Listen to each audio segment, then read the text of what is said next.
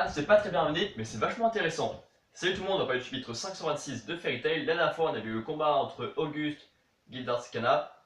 Et Auguste répétait toujours la même phrase, genre pourquoi le fils du Maître Magicien n'a jamais été aimé. Et on avait eu le mec Dragneel là, je sais plus quel est son prénom, qui s'était fait tuer par Zelef, et qui était venu dérouler son combat contre Natsu. Cette semaine, du coup, on a Gildart qui prend son rôle de père très à cœur, alors qu'il est toujours, il s'en est battu les couilles, et décide de se sacrifier en emmenant Auguste dans sa tombe, car il a vu que sa magie et Fairy Glitter ne marchaient pas, du coup je sais pas comment il voulait l'emmener dans sa tombe, parce qu'il est vraiment con. Il a quand même réussi à deviner que sa magie, la magie d'Auguste, c'était celle de copier celle des autres.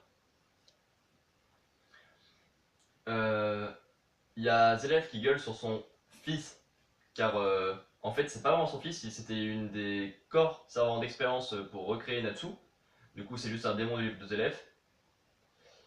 Et du coup c'est bien, parce qu'il a créé un truc balèze hein, en créant un enfant démon, juste de la lumière. Par contre il dit qu'il a pas d'enfant. Voilà. Ensuite on apprend que ce que Precht avait laissé en vie, donc l'enfant de Mavis et ses élèves. Attendez, pour faire un enfant, faudrait pas faire l'amour? Quand est-ce qu'ils l'ont fait, bordel de merde? Tout ce qu'ils ont fait c'est un putain de baiser. Et après ça ils sont morts. Enfin Mavis est morte. On peut pas avoir un enfant en faisant un bisou?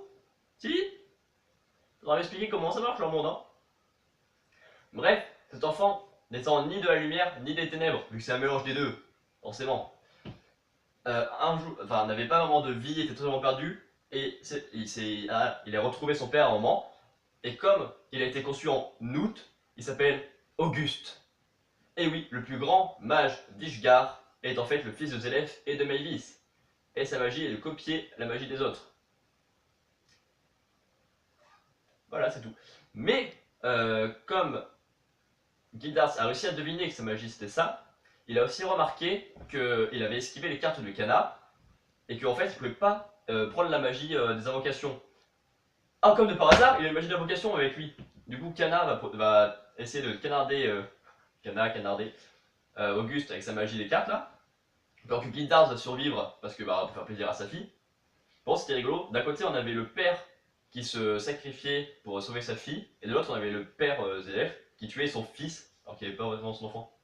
Par contre, Zelef dit à Inville, je sais plus quoi s'appelle, qu'il a pas d'enfant, et du coup c'est quand même méchant pour Auguste qui a pas été reconnu quand même comme l'enfant de Zelef.